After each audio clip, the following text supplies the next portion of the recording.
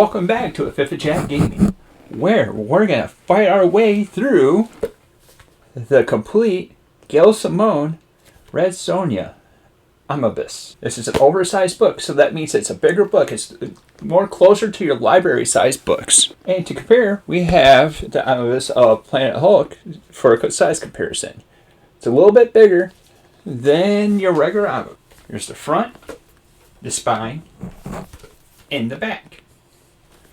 So this book is by Dynamite. It has 528 pages altogether. It has the artists of Walter Giovanni and Noah Salmonga. And the author is obviously Gail Simone, more famously known for Batgirl or Birds of Prey. It only has this one cover, no direct market cover or anything like that. This is a reprint. The previous one had actually an autograph version that you could end up picking up that had the same cover.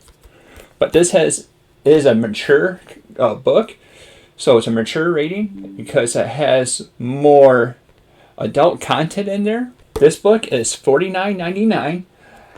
However, you could pick it up from the channel affiliate or That Price Books for $45, and if you use the affiliate code a Fifth of Jack, all spelled out, you'll be able to save yourself a couple bucks off your entire order. With that said, let's plop this bad boy down and cover it real quick. We'll crack her open to be able to break down what's inside. Flip on over.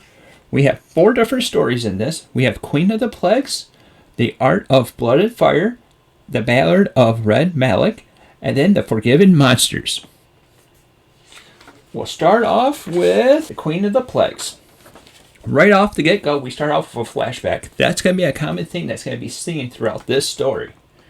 We're going to have the flashbacks, and this is when a person ended up taking over the kingdom, and in the process, they ended up finding gladiators or fighters for the city enjoyment with Red Sonja and her friend.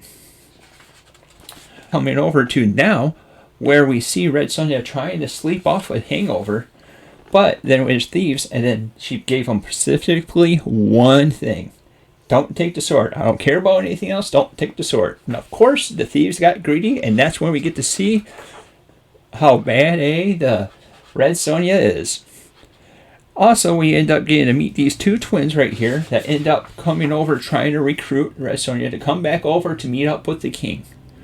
We find out when she does go over and meet up the king, but we find out that the king is trying to get her to come over to help train and protect the city. However, during the time that isn't long enough to be able to get them all trained up or anything like that, and they're eventually come over to war.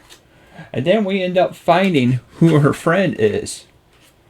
It's Dark Anastasia. So Red Sonja and Anastasia starts fighting it out, and in the process, the king ends up getting taken down. And to protect the city, Red Sonja ends up giving up her blade and surrendering, which in turn ends up making her lose any of her pride, her names, and actually gets exiled from this city by Anastasia. In the process, he ends up struggling along because there's a plague that's going over, and that plague ends up catching over with Red Sonja, actually making her go blind. The twins end up fighting her again, and in one of the battles, she ends up picking up or bringing back her vision and having a more gutso move of trying to go back and help out and take over the city. She goes back over, faces Anastasia, and the person that's behind Anastasia wanting to take over, he gets taken out. Anastasia gets free, and then something happens with her, but we won't say what ends up exactly happening with her. Something happens with Anastasia, though, and in the process, the city ends up getting free from the evil person that was controlling Anastasia, and they ask for Sonja to pick or try to take over the city, and Sonja refuses, but she helps out and suggests to be having these twins to actually help them lead on through. And what does she ask for in return? She simply asks us to reopen the taverns. because she wants one legendary night of drinking. That's right. She wants to get her drink on. And that wraps up the story for that bad boy. Now we come over to Act 2, which is the art of blood and fire. Sonja gets brought over to a pharaoh who is dying and is planning to get one last party together to celebrate his life. He gives her a task, or tries to give the task of getting a courtesan, which I would say is a call girl, I guess that would be the way to say it. A call girl, prostitute, a dancer, a stargazer, a swordsman, a beastmaster, and a chef to be able to go out for this last party. Why would Sonja end up doing this? Because he gives her the altercation that he'll free all of his slaves, because the pharaoh has a bunch of slaves that comes over with it. And that's something that's not normally seen that would be going on with it. So Sonja agrees, but the big catch is that she has 30 days to do this. 4 days into it, she goes over into the swamp, to the swamp people, where these swamp people are notorious for one thing: cannibalism. So she gets captured and she gets taken over to the chef, the person they're trying to go over. But we find out the chef has a special way that he makes his meals. And during this special way, the city ends up getting attacked. And in the process, this is where Sonja is able to recruit the chef. 5 days after that, Sonja and the chef ends up going over to get the beastmaster. And it's not who they expect it to be. Well, at least not who Sonja was expecting it to be. The animals turn over onto the one guy that is assumed to be the Beastmaster. But he's definitely no Beastmaster of anyone's. As you'll end up finding out, it's actually a younger boy that actually is the Beastmaster. But she ends up recruiting him, bringing him along with him. So that brings the party up to 3 people. Now we have the chef, the Beastmaster, and Sonja. So he goes over for the next room, and that's where they get the courtesan. And this is where they have a little bit trouble with the process, because you had to figure out a way to be able to meet this courtesan, because the pharaoh is on the top level courtesan, and it's kind of a little bit challenging. But Sonja ends up finding a way, and actually in the process ends up recruiting her. So now she joins over to the party. And we come over to the swordsman. So the swordsman, after not having much sleep, food, or anything for a longer span, and also possibly being a little bit drunk, the way that she ends up trying to recruit him is by battling. However, the swordsman ends up getting the better and kind of has a little humiliating way. But that doesn't get her down. She finds a different way to be able to get him, to recruit him.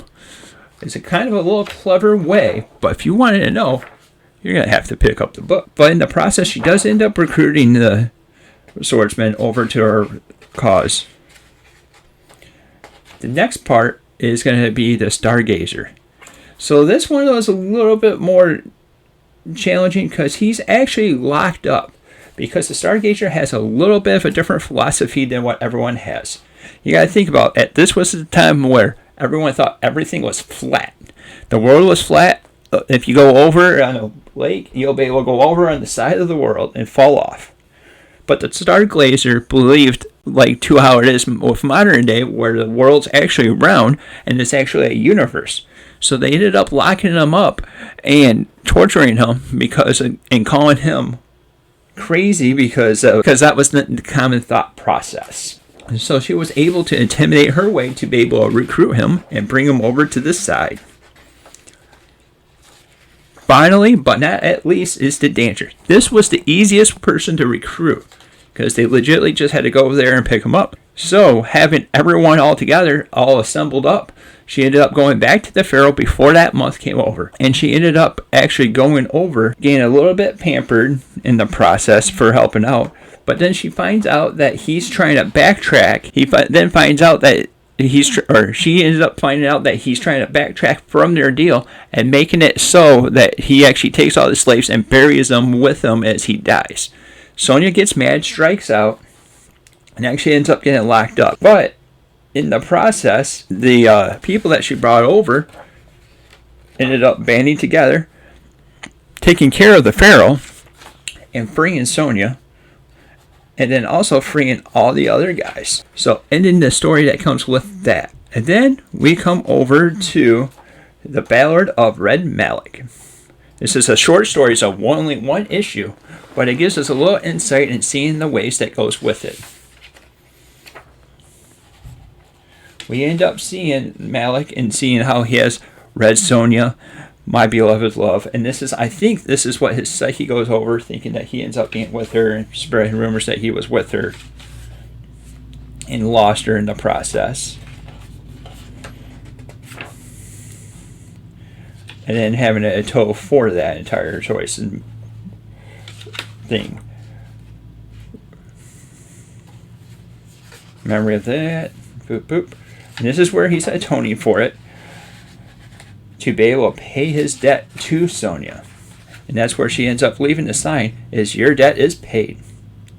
So that leaves the last story that's in this book, and that's the forgiving of monsters. She starts off with her going over and finding this wizard who tries to cast the spell, but in response, Sonja cuts off his hand trying to save her life. But the wizard ends up doing a curse onto Red Sonja to not be able to forgive. Then the entire castle ends up collapsing, killing the wizard in the process, and Sonja getting away just in the nick of time. She ends up meeting this fire mage that goes over and was able to end up manipulating fire and be able to do some fancy tricks with that. We end up finding out that the curse ends up going off when she's in a tavern, and she ends up seeing the people that has taken her family and her city out, with her being the only survivor. But unfortunately, this goes over onto an innocent body standard, where she ends up being and pummeling the crap out of this person.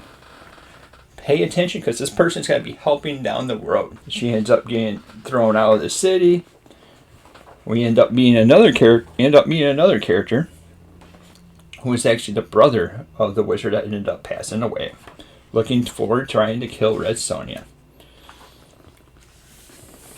And then she keeps on seeing this curse, keeps on seeing what was happening, what's going on with the process. But she ends up having to figure out a way, because she doesn't want to end up being innocent people, because that's just not the Sonja way. So she has to figure a way to be able to break that curse. So she thinks if she puts her hands in there, that'll be a way to be able to break the curse, because of paying the cost of this spell. This ends up only weakening her, because the infection ends up taking in. And this is where they get affected with the mob, because they saw what was going on. And this is where they ended up actually showing the severity of her burns. Obviously, if you look right down here, she's burnt down to the bone, which is the big gasp. But then we ended up having the person that she ended up beating in the tavern actually forgive her, helping out, trying to break that curse. And kind of does help out with the curse and settling it down, helping her out. But the problem is the infection is already taken in and is already going through her entire body. What happens is that Sonja, at the end of this issue, we end up finding out the results of her passing away. So by all accounts, Sonja's gone, she's passed. So what happens? She goes into her inner turmoil and has to fight a death version of herself. She has to fight in the process, but in the fire process we have the fire maker, or the fire mage, that's trying to defend and protect her. But then we also find the people that was in the story of the art of blood and fire right there, coming over to pay their respects to Sonja. But while that's going on, she keeps on fighting with the Darth one, and eventually ends up winning her way back to be living, which is amazing.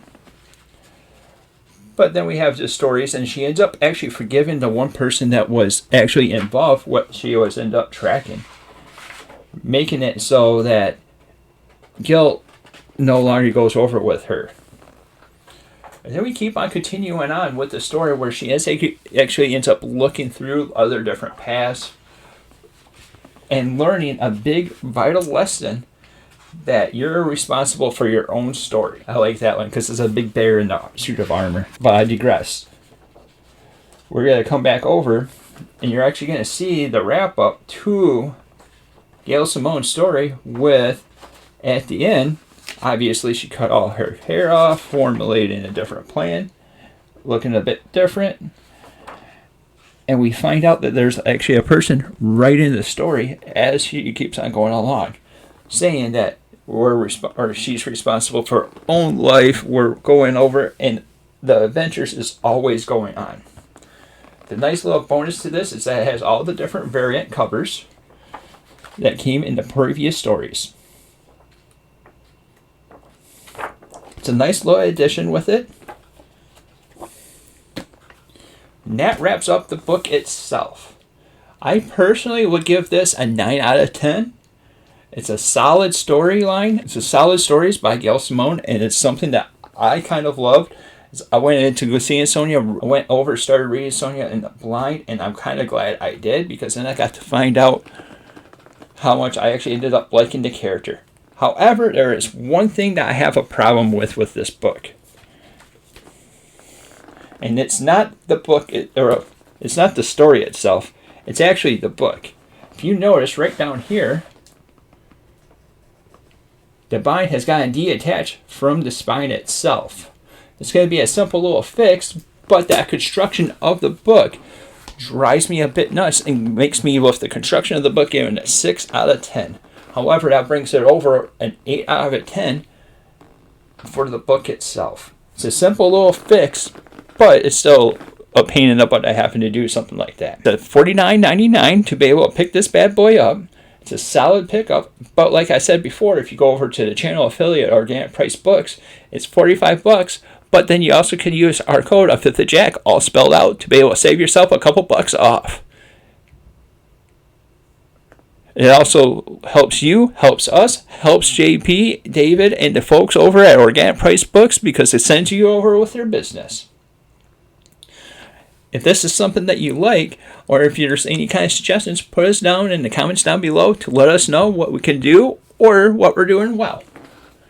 And if you're liking the content that we're putting out, like, subscribe, and hit that little bell icon to be notified whenever we come out with new content.